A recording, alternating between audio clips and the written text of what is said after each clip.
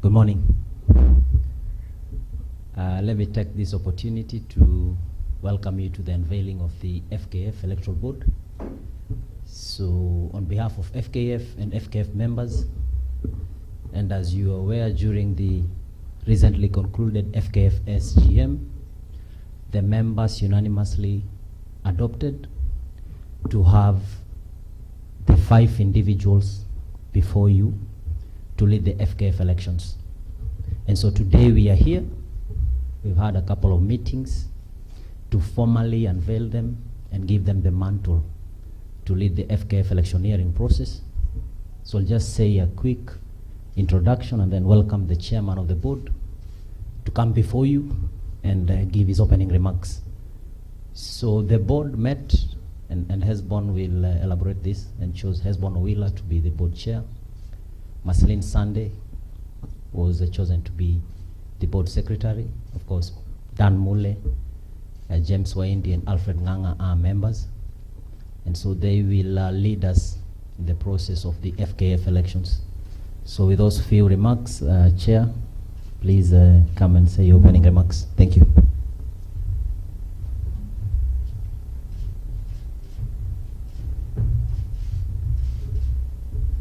Good morning, everyone. Thank you very much, Barry, for introducing me and the board. I must say that this has been a day that we've been waiting for. I know a number of you have been anxious, waiting for the unveiling of the board, and we are very happy that most of you have been patient, asking why is it that it's taking too long. And you're very comfortable with the response that we gave you. We told you that we also new into this. I think in Kenya there is this interesting situation where people expect elections to be carried out efficiently, but there is no university where people are taught to carry elections. So what we were doing was to understand the assignment that is before us. And you all know that elections everywhere are very emotive. And therefore, even as we were getting into this board, we had to take our time to understand what is it that we are getting ourselves into. And I'm confident in the team that you have before you here, because we have sat down, we have understood the whole process, we've known each other, and we are happy that the confidence that was bestowed on us by the NEC and the National Delegates Conference is a confidence that all of us have agreed to take and to see that this process runs to its conclusion. I know this is not a day for making elaborate speeches, but just allow me to say 3 key things. 1, allow me to talk about the elections and what it means to Kenyans. 2, allow me to talk about the elections and what it means to the contestants. And then 3, allow me to talk about the commitment that you're making as a board. So what do these elections mean to Kenyan football lovers? And I want to believe that all of us in this room love football. Football is the easiest game to love globally. You don't need serious infrastructure to enjoy the game of football. Most of us played football along the streets, and it was enjoyable. So we understand that this moment means so much to the football community in Kenya, to the young kids growing up knowing that football is something that can offer a professional livelihood. We know football represents hope, renewal, and the promise of a thriving economic ecosystem almost everywhere, and an opportunity for football stakeholders to run football in this country presents itself with the unveiling of this board. The elections will set the foundation for the future of our beloved sports, one that fans, players, and stakeholders have entrusted us to safeguard. So to football fans in Kenya, we want them to know, and that is football fans and stakeholders, that we are committed as a team to do our part and deliver what every football stakeholder and fan will be proud of. The number 2 is the contestants. We understand that this election offers an opportunity for each and every individual who is coming out as a contestant to lead with integrity, vision, and a commitment to elevate the Kenyan football. This is a platform to demonstrate their passion for the sport and their dedication to making a positive impact. And all of them are basically going to contribute to that, whether they win or not. It is through their participation and the participation of contestants who are represented here that we'll find leaders who will steer football towards excellence and inclusivity, ensuring that every player, club, and fan benefits from progressive leadership. And it is our belief as a board that all the contestants and their supporters will allow ideas, and only ideas, to contend, so much so that the best ideas will carry the day to run the football in this country.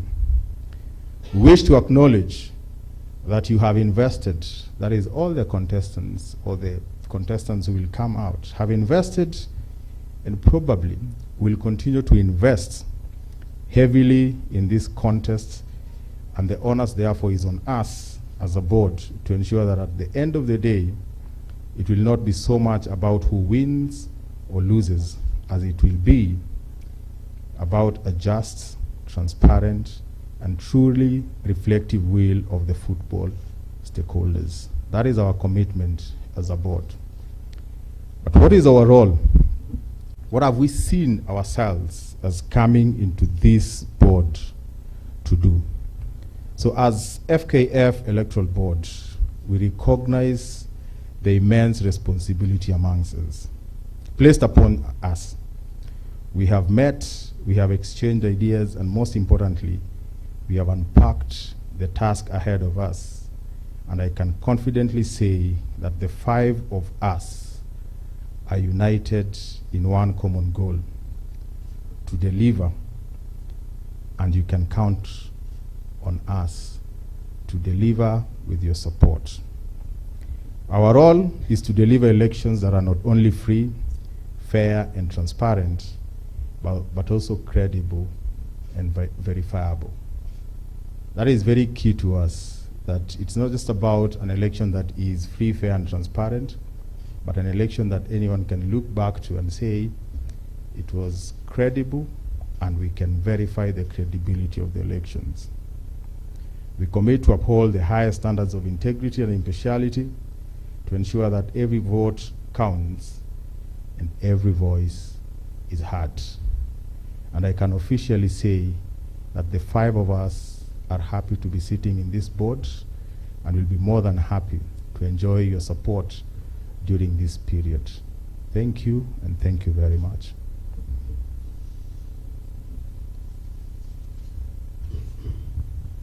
Thank you, Chairman. Maybe we'll go straight to questions. Okay. Maybe I can sit as you feel the questions? Or you want me to stand here? Yes, we agreed. We'll just take the first 6 questions. Okay. Yes. Done.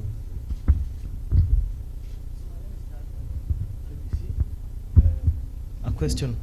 What happens to the standby members of the Electoral Board?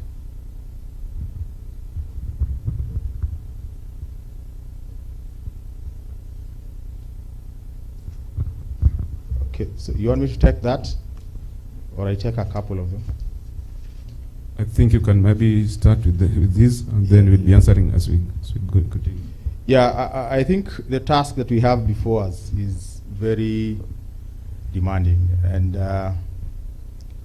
in case of any eventuality, you know, there's always need to ensure that a process does not get back to the beginning. So you put enough safety valves. So the whole process of getting an electoral board is very long. So there's the NEC, the National Delegates Congress, and being an electoral board in itself is very demanding, and because of any eventuality, you won't want a board that has less than 5 people and there's nothing that you can do. So let me say that we are hoping that everything will go as planned, that the 5 of us will be there throughout the elections, and we will deliver free, fair, transparent, credible, and verifiable elections. But the standby members will be on hand in case the board, for one reason or the other, falls short of the 5 membership that is required. So that's their role. I think there was a hand here. Morning, Esbon. Yes, Jeff. Morning to you and the entire board. 2 questions. Where will the board be based, and when do you expect to see the detailed roadmap? So let me start with the second one. So in the next 3 days, we'll have everything on our website, the Electoral Board website, that will give a detailed roadmap, including the timelines, what will happen at what point. So inside the next 3 days, that will be out. And then number 2, the board, the Electoral Board will be housed at Kandanda House. So there's a section that the FKF has graciously given to us, and it is within the remits of the regulations.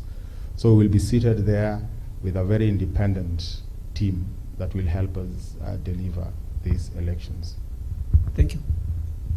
My name is Fred Arocho from Radio 47. First of all, welcome to football. Thank you. My first question, do we have any deadlines for these elections? And 2, communication channels, because history has taught me that such a board is launched, then how to communicate, more so the people in the 4th estate. How do we communicate to you? In any case, we need to get clarifications. Thank you. Okay. So your first question was on timelines, yeah? Is there a deadline? Yes. Do we have any timelines? Yeah. Because yes, we have timelines. So we'll definitely have to deliver these elections before the end of this year. Our projection, and we are still working on the granular details, our projection is that before mid-December, we will be done with the elections at all the levels, and we'll have a new NEC and the entire, FKF team. So before 15th of DEC, that would be done, and hopefully, nothing will distract us from the timeline that we will release in the next 3 days. Then your second question is on communication. So as a board, there is nothing that we'll communicate as a board unless we have deliberated, the 5 of us, and come up with a definitive standpoint or position on something. So all of us, I mean, if you're a member of the 4th estate, you can reach any of us, and I think our details will be public, but not any of us will communicate. We've all agreed that we'll communicate through the chair. So official communication will be from the chair. But it will not be the chair's opinion, it will be the entire board's deliberative opinion.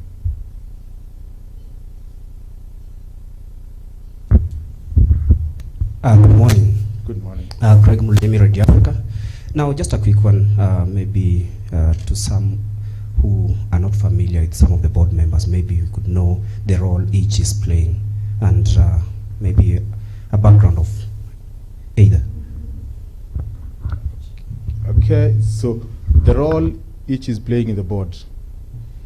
So I think all of us are playing, let me say, same role. The role of ensuring that the election is delivered, and that this election is free, fair, credible, and verifiable.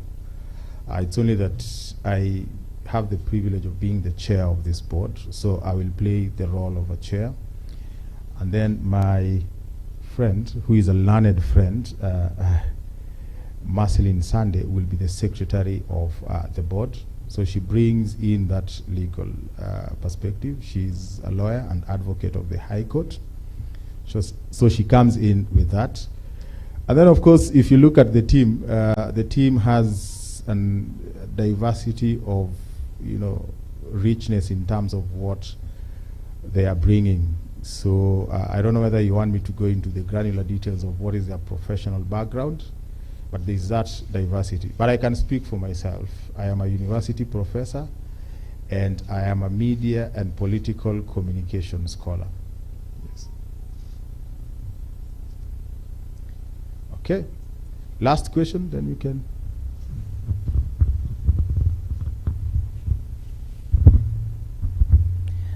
Thank you. My name is Jacob Isia from Royal Media Services. I have 2 questions in one. Number one of the people, or maybe contestants who are likely to appear before you, talked to us just the other day and was raising a question that the location or where the board is going to operate from matters, and suggesting that it should not be where you have just told us that it will be happening, Canada House. So, do you think the location from where you operate affects the process, and how would you respond to such a contestant? Then, number 2, it's also to ask the question that you must be aware that there is a contestant again who wants to appear before you and has gone to the Court of Arbitration for Sport in Lausanne and is challenging the electoral code that should guide your operations. What is your comment about that? Well, I think anything that has been taken to any judicial body is not something we can comment on because we've not been served. It could be just speculation in the media. So the veracity of what is going on can only be authenticated with a document that comes from the Court of Arbitration. And we've not cited any such thing. Then secondly, your first question is very critical, the location of the electoral board. As a board, we also sat down and talked about this, and we looked at the legal instruments and the regulations. And the due process, where would we rather go? You know, it doesn't matter where we go, there'll still be questions. And I think for any contestant or aspirant outside there who is thinking of contesting, that space will be a space for the election. So it will not be our space. We are not going to ring fence that space and make it exclusive. It is a space where we'll be interacting with all the contestants. And it is incumbent upon all those contestants to just interact with us and see what the space looks like. And if they have any issues, they can raise it, because it is not a space for any particular individual. It is a space for ensuring that there is a credible election. And to allay any fears, all of us are professionals in different fields, and I think we are coming with a track record of experience that is built on credibility. We wouldn't settle on small things like location, that would dent our credibility. We've looked at all the options, and anyone who wants to interact with all the other possibilities would still arrive at the same conclusion, that if the regulations provide for that location, the board has a responsibility to ensure that that location serves the interest of all the aspirants without any undue influence from any one individual aspirant or contestant. Maybe we take the last from Eric, then we finish the last. Okay. Thank you so much. Thank you very much. We really appreciate your time, and I want to believe we'll continue interacting. Thank you.